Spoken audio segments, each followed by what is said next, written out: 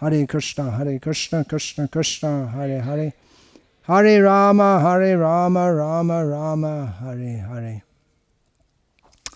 This song is from Gitavali of Srila Bhaktivinoda Thakur, who was certainly a most philosophical type of person, and he's speaking, telling us through this song to at least once consider, having attained this human form of life, we should at least once consider, what are we doing here? We came into this world, we're wandering around in this world, birth after birth, with so many desires, under the control of and by the force of desire, we are wandering around in this world. By the force of desire means we're trying to fulfill desires with the hope of happiness. But what Bhaktivinoda Thakur is saying, what happiness did we get? What did you get? Who are you? Where were you? How have you come? What did you do to come here? What kind of work have you done on the basis of which you'll go? Where are you going when this body falls down dead? Why is there happiness? Why is there distress? Why is there fear? Why all this sense of I, me and mine? Why? Keno. Srila Prabhupada talking about Keno Upanishad. He said this because in Bengali, Keno means why? Why? The big question, why? Okay, forget all this philosophizing. I just had a great victory, huge victory. Tucha, all this. Oh, and then another time, terrible defeat. But it's all meaningless, insignificant. All this conquering, being conquered, anger and violence, hatred toward others. Why all of this? Bhaktivinoda taking shelter at the lotus feet of Gaura, Chaitanya Mahaprabhu, and advising us also to do so, says that this is all extrinsic to our actual nature. We are by nature Chidananda Roshamai. We are spiritual, blissful, full of mellows, emotional mellows. So understanding this, chant the names of Radha Krishna. And the next song in this series is Radha Krishna Bol Bol Bolo Re Shobai. So there we have it. This is the philosophical outlook that Bhaktivinoda Thakur is saying. Just think about it. Of course, it's presuming that we accept that we have birth after birth after birth. That's just taken as a given. Among most followers of Vedic culture. And if we actually understand that we're having birth after birth after birth, it should lead us to think, to consider very deeply what is the nature of life in this world. Where did I come from? Where am I going to? What is the point? So Chit Anandamai. We are by nature, our very nature is that we are conscious and blissful. But in this material world, we are conscious and not blissful. The fact that we are conscious living beings, this point should be understood. We can say it's philosophy, or you could say it's just a belief. Srila Prabhupada, of course, gave a very simple method by which we can understand that we are conscious living beings separate from the body, which even a child can understand. The simple method of point to, you say, okay, you can say, my neck. Okay, point, my neck, my chest, my left arm, my left forearm, my left right leg, my head, me. Where is the me? You can point here if you like, but where is it? Somebody may point to the heart, you may point to the head, but if you open up the heart or open up the head, or you won't find the me, or where is the life in the body? Where is consciousness? Where does it come from? It's not chemicals. There's no combination of chemicals that can be made into a conscious living being. This is the real missing link in the whole idea of biological evolution. That you all know the story. Once upon a time, as all good fairy tales begin, there was nothing, and it exploded.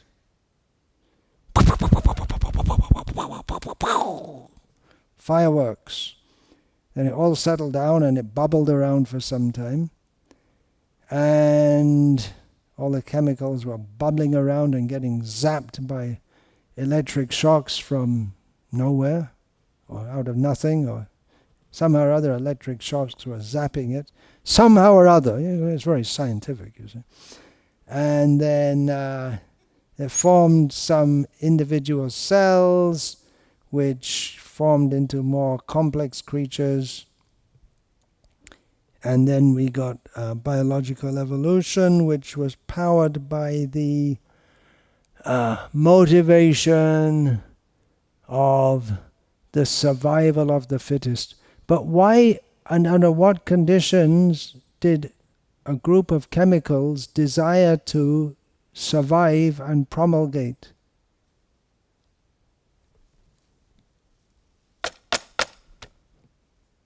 How are you feeling?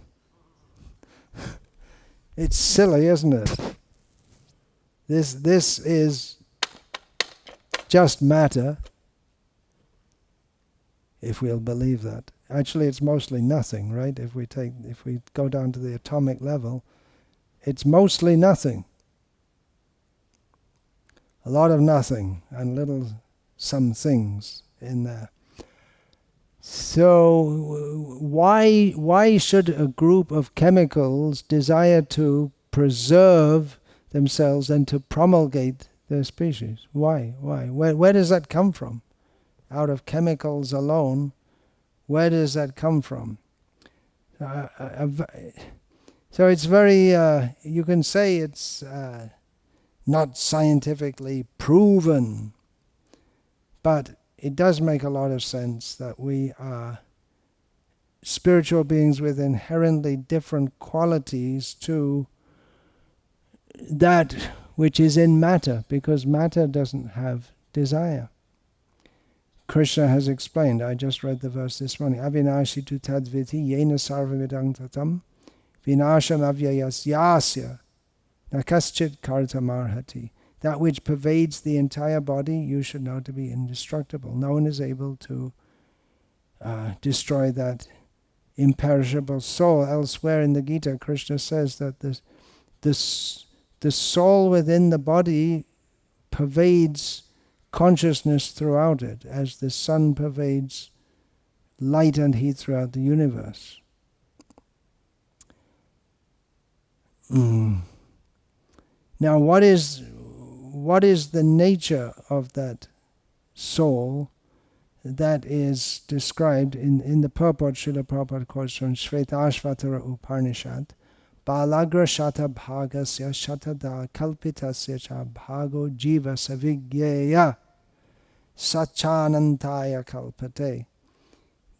The tip of a hair, if it's imagined to be cut 100 times 100 times, then we get some idea of, it gives some idea of the microscopic size of the jiva, and there are unlimited numbers of such jivas.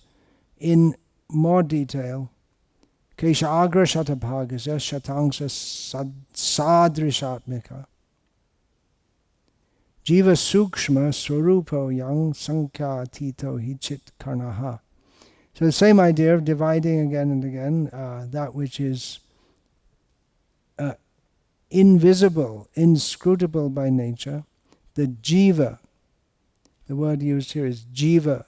Remember, we're discussing jiva swarup Krishna nityadas. Jiva swarup, that swarup, if we want to examine the jiva as a particle, so it's sukshma, it's very subtle, it's adrishatmakaha. By nature, it's not visible to the eyes, which suggests that that it can't be seen, is not perceptible to the gyanendriyas. We can't see it, touch it, taste it, smell it, or feel it. We can't feel it in the same way that we can feel material objects. This is the nature of the jiva. Same thing, sankhya-tito, beyond counting. How many jivas are there? And then, very important point, chit karna. It is a particle of consciousness. Is of a nature which is different to matter. Matter is not conscious by its very definition. So how does consciousness arise? No one's even asking that. In the scientific circles, they may say that, well, matter at a certain point of evolution gives rise to consciousness, but there's no clue as to how that could come about, or even how matter at the present time generates consciousness. Now they may say that within the brain is the seat of consciousness, but which chemicals under which conditions give rise to consciousness, they're absolutely clueless, because they must be clueless, because it doesn't work like that. Consciousness may appear to be affected by the activities within the brain, but the consciousness as a principle is independent of the brain, and that is understandable by astral travel, near-death experiences, and also it's understandable by people who don't have brains. There are people literally who don't have brains. Literally. Grey matter. They don't have it, or just a tiny sliver, and their cranium is full of some kind of liquid. But they have, you wouldn't know, because they completely function in the way of a normal human being, whatever a normal human being might be.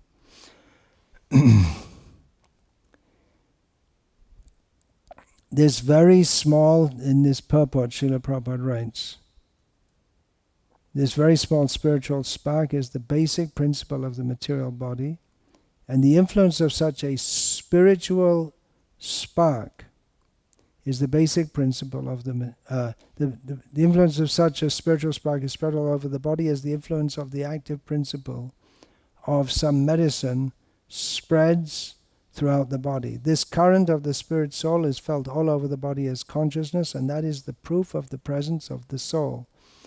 Any layman can understand that the material body minus consciousness is a dead body, and this consciousness cannot be revived in the body by any means of material administration. And this is another way by which we can deduce the presence of the soul as different from the body. Because if someone dies, he's gone away. And it's in every language. Gone away. Wherever I go in the world, where not English speaking, I say, it's in your language also, isn't it? And it is. Whichever language it may be. It may be Italian or Russian or Tamil or Telugu. Whatever the language is, when it's a manner of saying someone has died, to say they've gone away. But who, what went away? You say, he's gone away. Oh, what? Is your father here? No, he's gone away. Gone away? Gone away? Gone away? Where?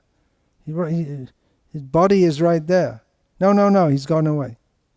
That means we never knew the father because we always related with the body as the father. But we say gone away. That means intrinsically we understand that the person who is the father is not there anymore, because the person, the father, is not the body.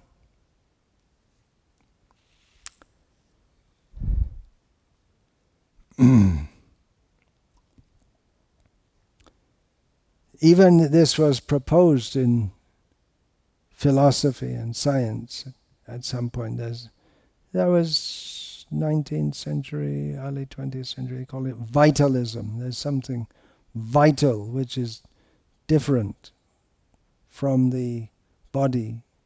No, it's all rejected. Vitalism is considered a very primitive theory. The ghost in the machine. You're trying to propose something which is not possible, that there's some principle which is different from matter which gives rise to life, and it's just rejected outright by persons who are considered regular philosophers or orthodox scientists.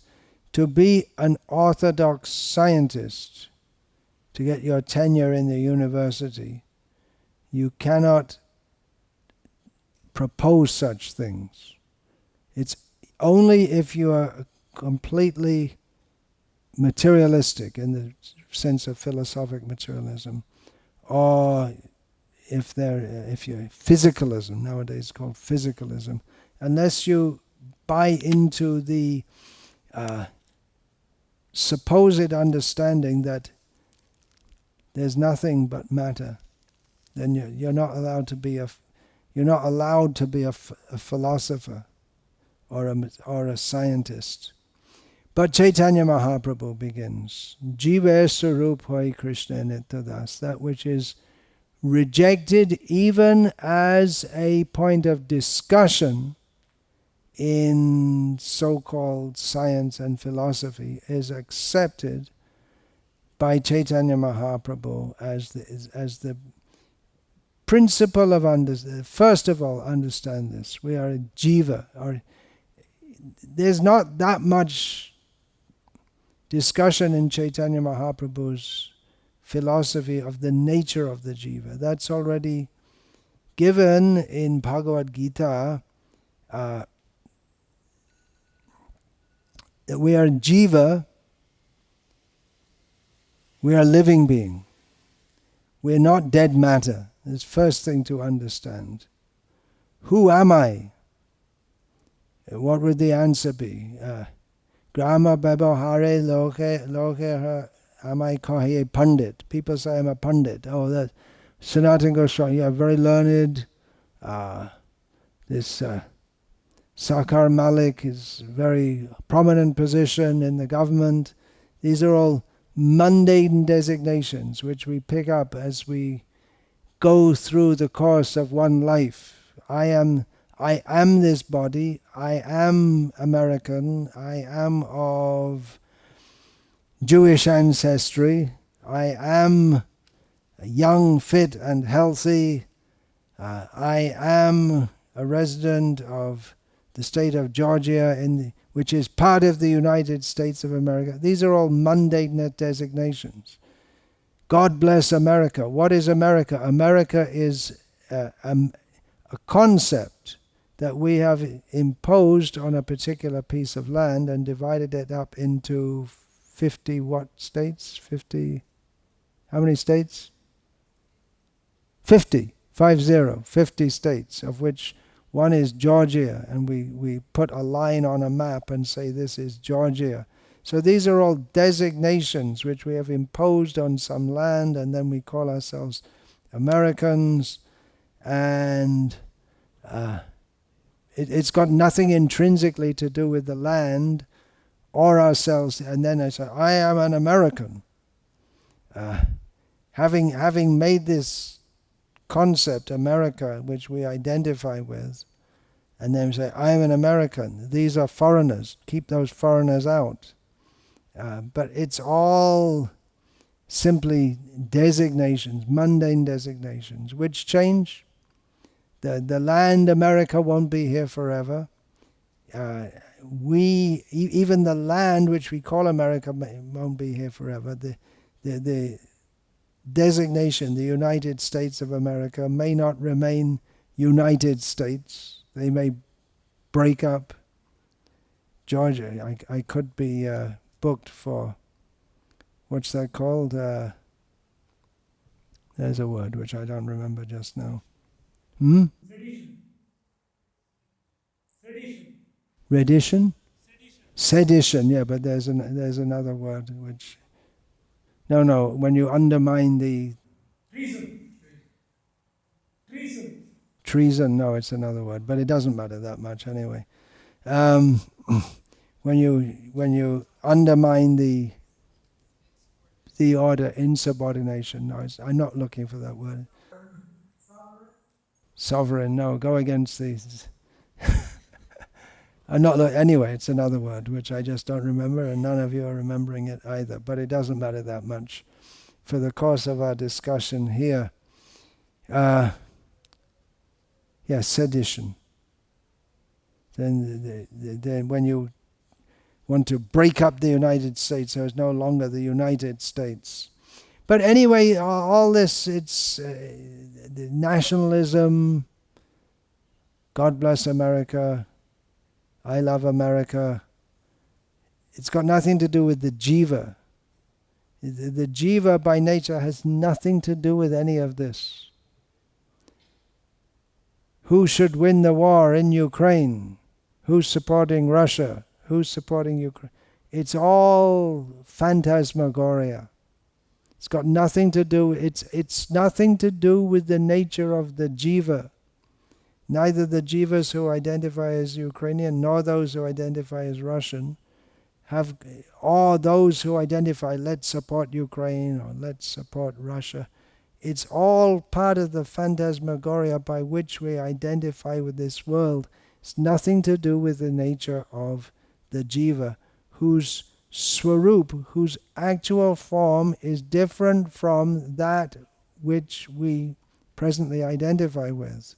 We identify with the body, and we identify with other bodies according to their material identity, but we have neither I have anything to do with America nor you. America itself is an imagination from the purely transcendental perspective.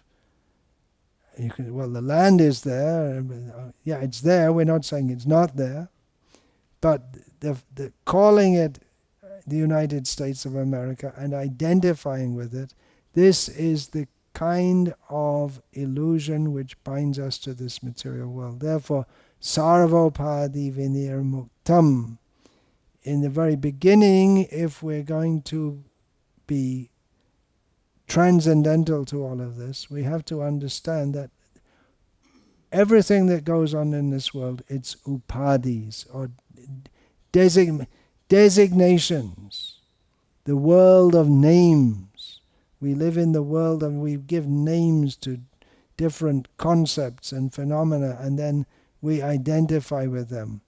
The Atlanta Braves, I learned on Sunday, the local baseball team is called the Atlanta Braves, and we can go and...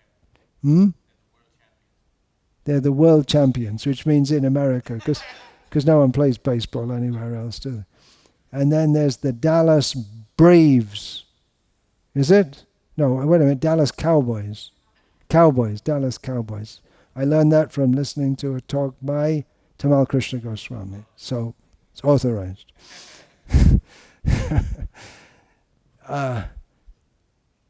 And there may be so many others, whatever they may be.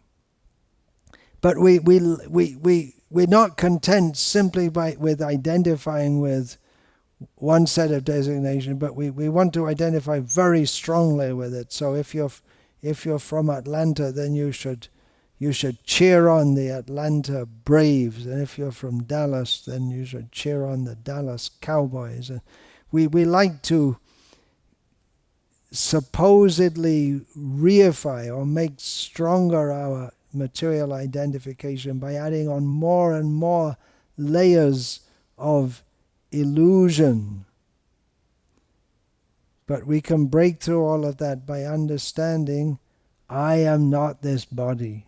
Most liberating statement. We want liberation, but on the material platform, women's liberation, gay rights, animal rights. But complete liberation means to understand I'm a jiva and I have my swarup, which is independent from all these. I have my constitutional position, which is independent from all these mundane designations. Now this is a very important point to understand, because there are those who say, yeah, we want to be liberated from all these mundane designations, liberated from all designations. But Bhagavatam teaches us, muktir hitvanyata rupam swaruperna vyavastitihi. The idea that we become liberated from all designations and then we merge into a oneness.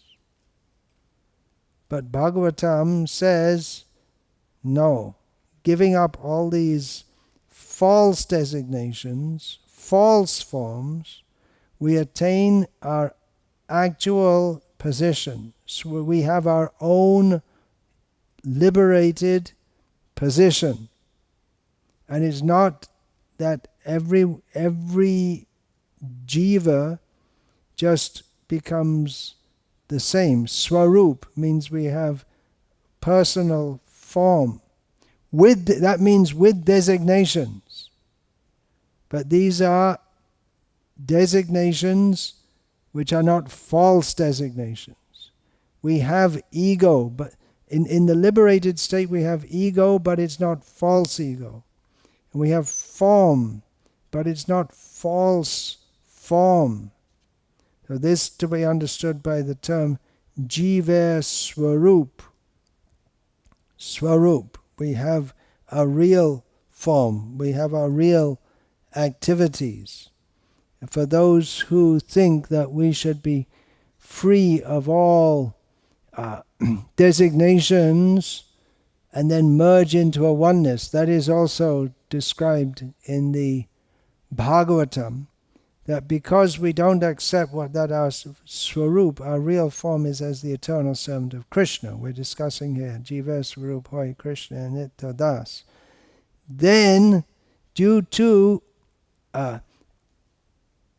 misunderstanding or not accepting our position as the eternal servant of Krishna, when we understand that I have nothing to do with these material designations, but we do not accept our designation as the eternal servant of Krishna, then our position becomes yen ye ravindaksha vimuktaman inastvayasta bhava davishuddha buddha aruhya kritrena parang padang tata patantyadaho nadrita yushmadangraya. Not accepting the lotus feet of Krishna, we can become liberated from mundane designations with great difficulty. It is very hard to get free from mundane designations unless we accept our true spiritual designation as an eternal servant of Krishna.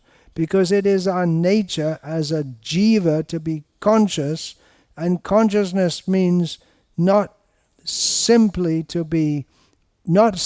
awareness, but consciousness brings desire, because our natural position is as an eternal servant of Krishna, which means Chid Ananda Rasamai. We just sung in this song, our nature is to be full of bliss. And simply to have awareness is not bliss. Bliss comes from interaction with others, specifically with Krishna. But when we think that, well, all interaction with other living beings brings suffering, so this must be interaction with other living beings brings suffering, therefore interaction with other living beings, that's what we see on this mundane platform, but interaction with other living beings brings suffering, therefore stop all identification with other living beings, no more interaction with other living beings, and then we become liberated.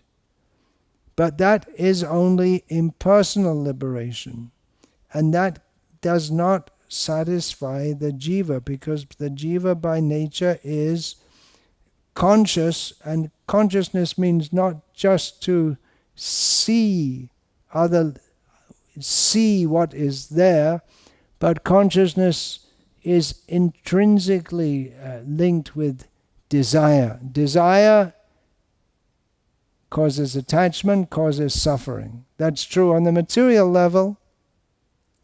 So if we think we'll stop desire and we'll stop attachment and we'll stop suffering, that can bring us to the position of liberation. But it's not vimukti, it's not complete liberation. Liberation, yes, but then what is our swarup? What is our constitutional position? And that is with desire. It's not that desire is to be stopped, as we were discussing yesterday with our Buddhist friend, that we have so many bad desires, but that is to be rectified, not simply nullified. The impure desires are to be rectified, so we have to have pure desires. And pure, then we have to know what is the source of all purity. And if we say that there is impurity, that suggests that there is purity, which means there is an absolute standard. The absolute standard is Krishna. Krishna is the benchmark. Purity, impurity, why at all should that be there? What is the standard of purity and impurity? Simply to be free from desire is not full purity. To be free from material desire, that means we're free from impurity, but then what is purity? From where does impurity come? We can say from desire, but that suggests that there is pure desire which has become perverse, which we know from the example of the reflected tree. Why at all should there be impure desire? That comes from our limited independence that we have as jivas. As living beings, we cannot not be conscious, and consciousness means desire. So jiva swarup hoy Krishna nityadas. The actual form and constitutional position of the jiva, of the living being, is to be Krishna's eternal servant. But the verb here is hoy, which means it suggests that it is supposed to be, but it's provisional. We don't have to accept it. We're meant for that, but we don't have to accept it. We're meant for that. But it is Jiva Swarup, it's meant to be like that, but it's not. It's not always like that, or it's provisional. So the Jiva has a specific constitutional position. It's not arbitrary. We are meant for our constitutional position. We're not in our constitutional position if we're taking birth after birth after birth. That means we get different bodies.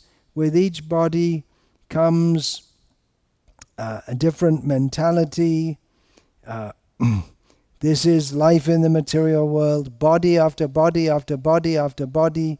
Whichever body we're in, we identify with it.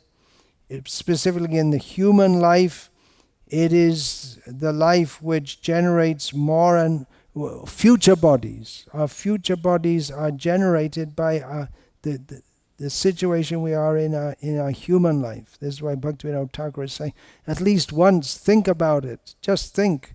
Where have we come from? Where are we going? What are we doing? Why are we here? At least we should think about it. Otherwise we are prakrite kriyamanani gunai karmani sarvashaha ahankara vimurhatma kartahamiti manyate. We just think we're a doer, but we are, the present situation and the present mentality we've got is formed by previous impressions and previous desires under the modes of nature. Purusha prakritisto hi bhungte prakriti jan gunan karanam guna sangosya sadasad yoni janmasu. We are supposed to be living beings independent of this material situation, but we're not. We're stuck in material nature because we want to enjoy this material nature. By association with the three modes of material nature, we get body after body after body, some of which appear to be good and some not good. And in this way, thinking ourselves the doer of activities, we are thrown from body to body to body to body to body, on and on and on and on. But human life is the possibility to consider all these things. Now, we get a certain type of mentality due to our association with the modes of material nature in a previous life. In psychology, they want to analyze how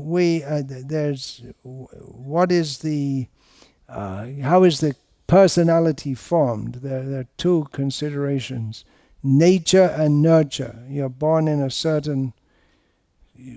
with a certain psychophysical makeup, and the culture that we are exposed to, this is also very influential on what comes out to be our personality. But it's not our real personality. Whatever it is, either nature or nurture and a combination of them, it's not our real personality. It's a superimposition on our real personality, which is as an eternal servant of Krishna.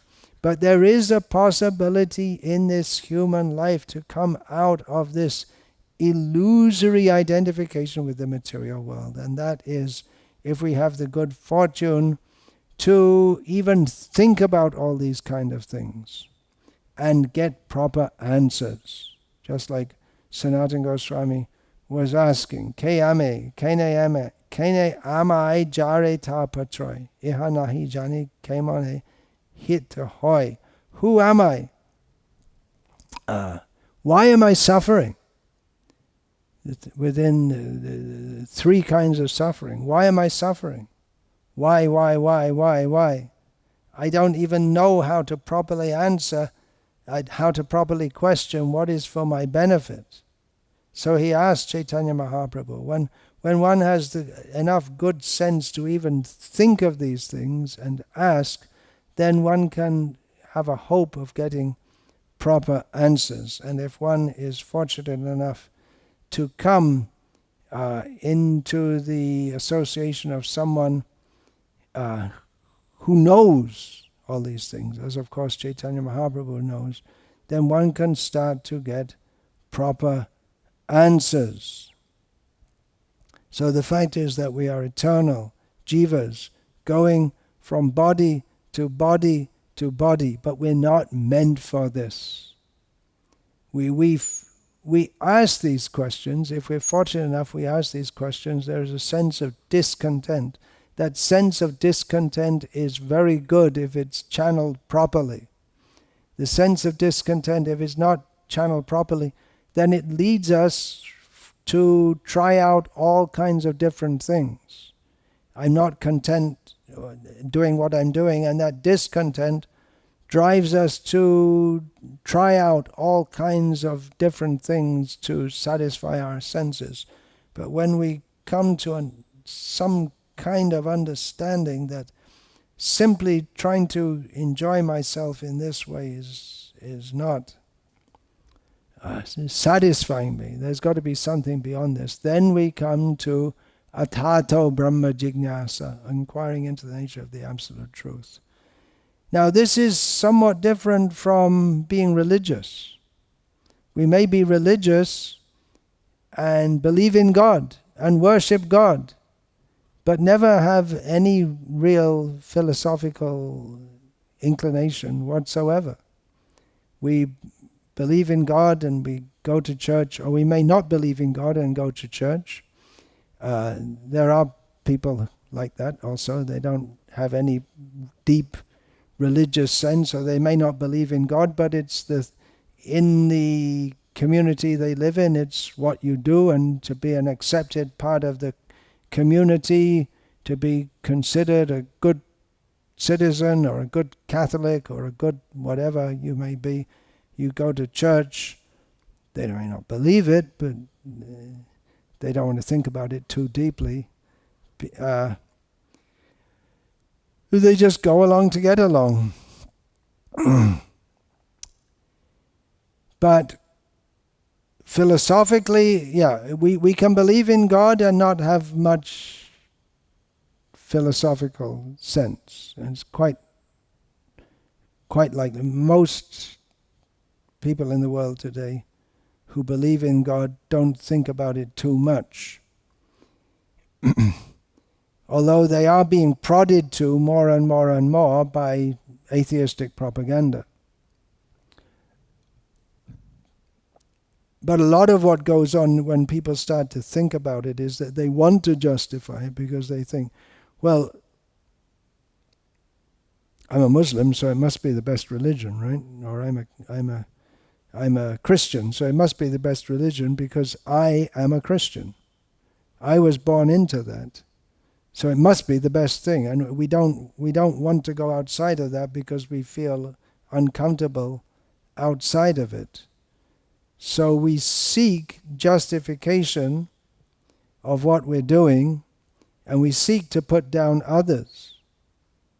Why are most people, if you ask a somewhat intellectual Muslim why you're a Muslim, they'll give you so many reasons why it's the best religion, but in most cases it's because they were born into it, and they feel their identification with it, and therefore they want to justify it. It's not really very philosophical, but because they identify with that, they want to justify it, and they'll come up with so many philosophical reasons, and they'll put others down. That's an important part of being a member of one religious persuasion, is that you put down others and show how they're not good, and that shows how you are better.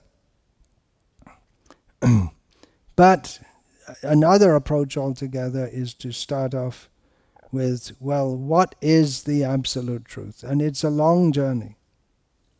It's a long, long journey which could take us through impersonal. Well, that begins Atato Brahma Jignasa, when one is fed up with performing Vedic sacrifices for the sake of going to the heavenly planets, enjoying in this material world. Then one comes to the inquiry, Atato Brahma Jignasa. What is the ultimate truth? Yatova imani bhutani jayante yena jatani jivante yat prayatyabhisang vishanti tad vijigyasasva tad brahmeti. When one comes to the point of inquiring what is the absolute truth, then he may get the answer. The absolute truth is that from which everything emanates, in which everything exists, and by which everything exists. That into which everything ultimately enters, that is the proper subject of inquiry, that is Brahman. And what is the nature? King tad Brahma, kim adhyatma. What is the nature of Brahma? What is the nature of the spiritual? What does it mean to be spiritual? Aksharang Brahma Paramam Svabhava Dhyatmam Uchyate. Then the nature of Brahma is that which is the beginning and the end of everything. The nature of the living of spirit is the very constitution of every living being. And then the various answers given in Shastra to all these questions. One who is very fortunate, Bahunam Janmanam Ante Jnanavang Mang Prapadyate Vasudeva Sarvamiti Samahatma Sudurlabha. It's a long, long philosophical journey from beginning to ask what is the nature of the supreme spiritual to accepting Krishna as the Supreme Personality of Godhead. There's the impersonal realization, Paramatma realization, ultimately realization of the Absolute Truth as the Personality of Godhead. It's a long, long journey, and Chaitanya Mahaprabhu is very mercifully making it just giving it briefly. Jive Sarup Hoi Krishna Nityadas. Krishna Tatashta Shakti. Bheda Bhed Prakash. So there we have it. Lifetimes of philosophical searching, just Vasudeva. Vasudeva is all in all. That term Vasudeva, then we come to, that ultimately means Krishna, but that is also identified as first in the forms of the Chaturvyuha. There are those who will accept all of this. Yes, we're jivas. Our eternal form is the eternal servant of the Supreme Personality of Godhead, but they will come to Narayana. So even to accept Krishna, this highest understanding, it's not incorrect to say the eternal servant. The constitutional position of the living being is as the eternal servant of Narayana. It's not at all absolutely correct.